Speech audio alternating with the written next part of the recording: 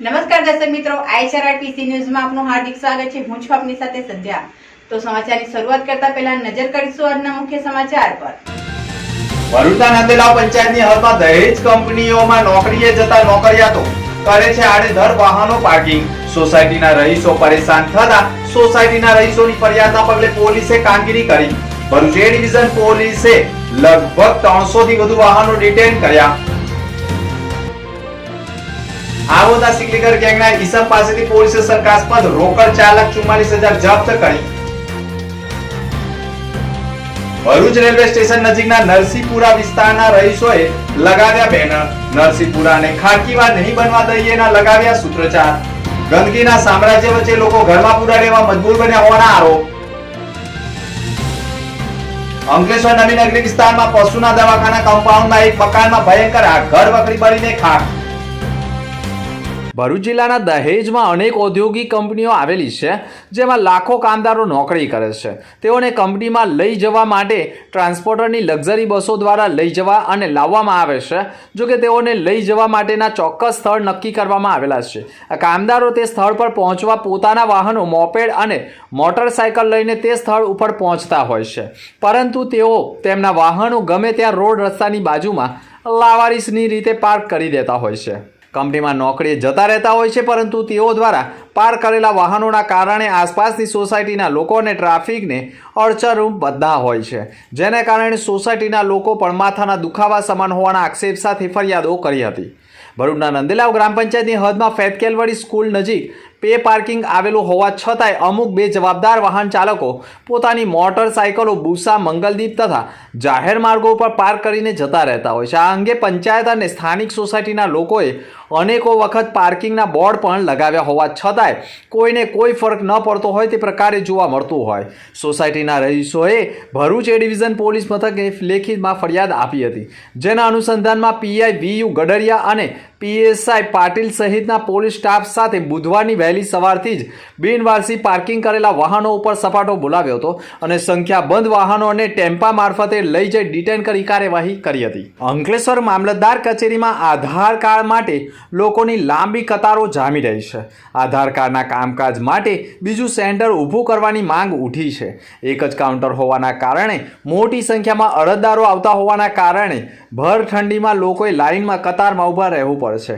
કામ ન થતાં ઘણા લોકોએ વિલા મોડે પરત ફરવું પડે છે, ત્યારે મામલતદાર વિભાગ દ્વારા પણ વધુ કાઉન્ટર શરૂ કરવામાં આવે તે પણ જરૂરી છે। ભરૂચ તાલુકાના જૂના તવરા ગામે આવેલા ચિંતનાથ મહાદેવ મંદિર કે જ્યાં કપિલ મુનિ દ્વારા સ્થાપિત કરાયેલા સપ્ત શિવલિંગ છે, જે મંદિર આજે ચિંતનાથ મહાદેવ મંદિર તરીકે ઓળખાય છે। નર્મદા નદીના કંકર એટલા જ શંકર એમ કહેવાય છે, ત્યારે પુરાણોમાં પણ ઉલ્લેખનીય છે કે ચિંતનાથ મહાદેવ મંદિર કે જ્યાં નર્મદા સ્નાન કરી મંદિરના દર્શન કરવાથી મોક્ષ પ્રાપ્તિનો મહિમા રહ્યો છે, જેથી અહીં શ્રાવણ માસ અને દર સોમવારે ખૂબ જ મોટી સંખ્યામાં શિવ ભક્તો દર્શનાર્થે આવતા હોય છે।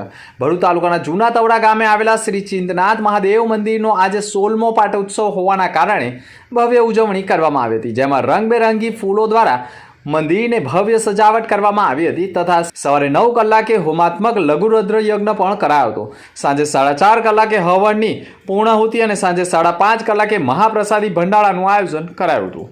મેન્ટર પ્રોજેક્ટ અન્વયે મિલકત સંબંધિત ગુનાના આરોપીઓને ચેક કરવાની મળેલ સૂચના અનુસાર વિભાગીય પોલીસ વડા પીએલ ચૌધરીના માર્ગદર્શન હેઠળ આમોદના પોલીસ ઇન્સ્પેક્ટર આરવી કરમટિયાએ આમોદ પોલીસ સ્ટાફ તથા લોકલ ક્રાઇમ બ્રાન્ચની ટીમ સાથે રાખી આમોદ તાલુકા પંચાયત નજીક આવેલી નવી નગરીમાં રહેતા અને ગુનાહિત ઇતિહાસ ધરાવતા સિકલીગર ગેંગ સાથે સંકળાયેલા તેમજ ભૂંડ પકડવાની તથા તગારા, બ્લેન્કેટ, ચાદર વેચવાની, ડુપ્લિકેટ ચાવીઓ બનાવવાની કામગીરી દરમિયાન વિસ્તારની રેકી કરી બહારના સગા સંબંધીઓને બોલાવીને ગુનાને અંજામ આપવાની તરકીબ ધરાવતા શેરસિંહ ઉર્ફે સતનામસિંહ બચ્ચનસિંહ સિકલિંગરને ચેક કરતા તેની પાસેથી શંકાસ્પદ હાલતમાં રોકડા રૂપિયા 4,44,000 મળી આવતા પોલીસે રોકડ રકમ કબજે કરી કાયદેસરની કાર્યવાહી હાથ ધરી હતી। અત્રે ઉલ્લેખનીય બાબત એ પણ છે કે શેરસિંહ ઉર્ફે સતનામસિંહ વિરુદ્ધ આમોદ, મકરપુરા, ગોરવા તથા અંકલેશ્વર પોલીસ મથકોમાં પણ ગુના દાખલ થયેલા છે. ભરૂચ જિલ્લા ક્રેડાઈ સંસ્થાના બિલ્ડરોએ સોમવારના રોજ જિલ્લા કલેક્ટરને એક આવેદનપત્ર પાઠવ્યું હતું. ક્રેડાઈ ભરૂચ બાંધકામ વ્યવસાયના હેતુઓ સારું કાર્યરત છે અને શહેરના 75થી વધુ ડેવલપર્સ સભ્ય તરીકે નોંધાયેલા છે અને રાજ્ય સ્થળે અમારી વ્યવસાયિક સંસ્થા ક્રેડાઈ ગુજરાત સાથે તેમજ ક્રેડાઈ ગુજરાતનું ક્રેડાઈ નેશનલ સાથે સંકલન છે. સંગઠન ક્ષેત્રે જિલ્લાથી રાજ્ય અને રાજ્યથી રાષ્ટ્ર સુધી સંગઠિત થાય તેમ વિકાસલક્ષી આયોજનો પૂરા પાડી રહ્યા છે. સરકાર દ્વારા હજુ થોડા સમય પહેલા જંત્રીના દરમાં ધરખમ વધારો કરેલો હોવા છતાંય પર્વતમાંડ દરમાં 200%થી 2000%નો તોતિંગ અને અસહ્ય ધરખમ વધારો કરીને 20મી નવેમ્બર 2024ના રોજ સૂચિત જંત્રી બહાર પાડેલો છે. રાજ્યના આશરે 40,000થી વધુ વેલ્યુ ઝોન છે અને આ જંત્રી ફરી તૈયાર કરવા માટે સરકારે પોતાની તમામ ટેકનિકલ ટીમ અને મશીનરીના સહયોગ હોવા છતાં 18 માસનો સમય થયેલો હોવાનું જણાવ્યું છે. આમ છતાંય તે અંગેના વાંધા રજૂ કરવા અંગે ફક્ત ઓનલાઈન પોર્ટલની સુવિધા ઉપલબ્ધ છે અને તે માટેના સમય ફક્ત 30 દિવસનો જણાવ્યો છે. રાજ્યના મોટાભાગની ખેડૂતો અને સામાન્ય પ્રજાજનો આ અંગે પ્રક્રિયા જાણકારી સુદ્ધા નથી. વધુમાં વધુ ઘણા કિસ્સાઓમાં દર્શાવેલા દર હાલ બજારની વાસ્તવિક સ્થિતિની ઘણી ગંભીર છે, જેને લઈને ભરૂચમાં પણ જિલ્લા કલેક્ટરને એક આવેદનપત્ર સુપ્રત કરાયું હતું. અંકલેશ્વર શહેરમાં નવીનગરી વિસ્તારમાં આવેલા પશુ દવાખાના કમ્પાઉન્ડમાં એક મકાન આવેલું છે. મકાનમાં સવારના સમયે આગ ફાટી નીકળતા દોડધામ મચી ગઈ હતી. બનાવ અંગેની જાણ થતાં જ અંકલેશ્વર નગર સેવા સદનના ફાયર ફાઇટરોએ ઘટના સ્થળે આવી પાણીનો માળો ચલાવી આગ ઉપર કાબૂ મેળવ્યો હતો. આગના બનાવમાં ઘર વખરી બળીને ખાખ થઈ ગઈ. શોર્ટ સર્કિટના કારણે આગ લાગી હોવાનું પ્રાથમિક અનુમાન લગાવવામાં આવી રહ્યું છે. સદનસીબે આ બનાવમાં કોઈ જાનહાનિ થઈ ન હતી. ભરૂચના રેલવે સ્ટેશન નજીક સિટી બસ સ્ટેન્ડ પાસે આવેલા વિસ્તારમાં સંખ્યાબંધ ચિકન શોપની દુકાનો આવેલી છે.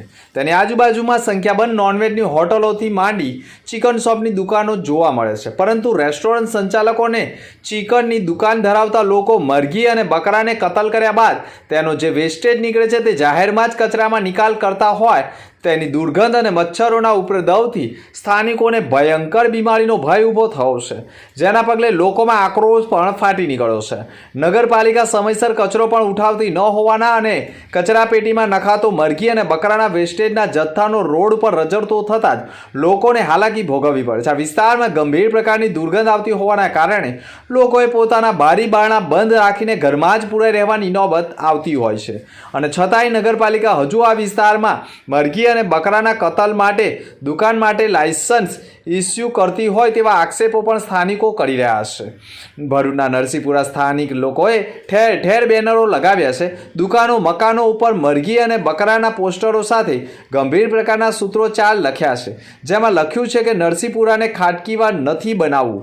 જો કે નગરપાલિકાના ગુમાસ્તા ધારા ઇન્સ્પેક્ટર કમલેશ ગોસ્વામીએ પણ ટેલિફોનિક વાતચીતમાં કહ્યું હતું કે 2014થી આજ દિન સુધી ચિકન શોપના લાયસન્સ ઇસ્યુ કરવામાં આવ્યા જ નથી અને જે પણ ચાલે છે તે ગેરકાયદેસર છે.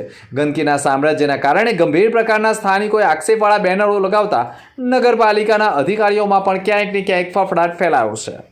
અંતમાં ફરી એક નજર આજના મુખ્ય સમાચાર પર. ભરૂચના નંદેલાવ પંચાયતની હદમાં દહેજ કંપનીઓમાં નોકરીએ જતા નોકરિયાતો કરે છે આડેધડ વાહનો પાર્કિંગ. સોસાયટીના રહીશો પરેશાન થતા સોસાયટીના રહીશોની ફરિયાદના પગલે પોલીસે કામગીરી કરી. ભરૂચ એ ડિવિઝન પોલીસે લગભગ 300થી વધુ વાહનો ડિટેન કર્યા. આમોદના સિકલીગર ગેંગના ઈસમ પાસેથી પોલીસે શંકાસ્પદ રોકડ 4,44,000 જપ્ત કરી. ભરૂચ રેલવે સ્ટેશન નજીકના નરસિંહપુરા વિસ્તારના રહીશોએ લગાવ્યા બેનર. નરસિંહપુરાને ખાટકીવાર નહીં બનવા દઈએના લગાવ્યા સૂત્રોચ્ચાર. ગંદકીના સામ્રાજ્ય વચ્ચે લોકો ઘરમાં પૂરા રહેવા મજબૂર બન્યા હોવાના આરોપ. અંકલેશ્વર નવીનગરી વિસ્તારમાં પશુના દવાખાના કમ્પાઉન્ડમાં એક મકાનમાં ભયંકર આગ, ઘર વખરી બળીને ખાખ. તો હતા અત્યાર સુધીના સમાચાર. નવા સમાચાર સાથે ફરી મળીશું. નમસ્કાર.